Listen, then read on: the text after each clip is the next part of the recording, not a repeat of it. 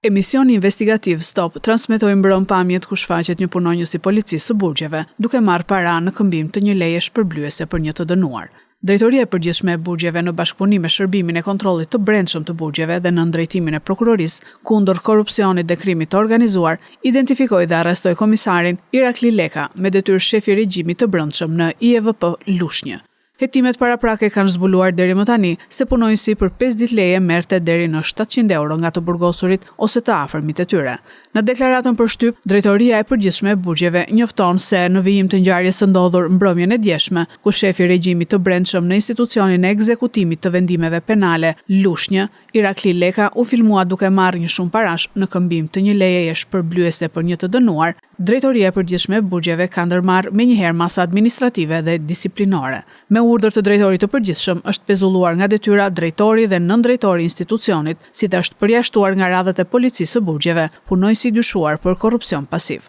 Pas publikimit të pamjeve filmike në emisionin investigativ Stop, Drejtoria e Përgjithshme e Burgjeve në bashkëpunim të ngushtë me Shërbimin e Kontrollit të Brendshëm dhe nën koordinimin e strukturës së posaçme kundër korrupsionit dhe krimit të organizuar, ka bërë të mundur arrestimin e punonjësit të dyshuar brenda 30 minutash nga transmetimi i materialit filmik. Drejtoria e Përgjithshme e Burgjeve falenderon median për angazhimin e saj në zbardhjen e rasteve të abuzimit me detyrën dhe thekson angazhimin e palëkundur për të garantuar integritetin, transparencën dhe zbatimin me përpikmëri të ligjit në çdo hallk të sistemit penitenciar.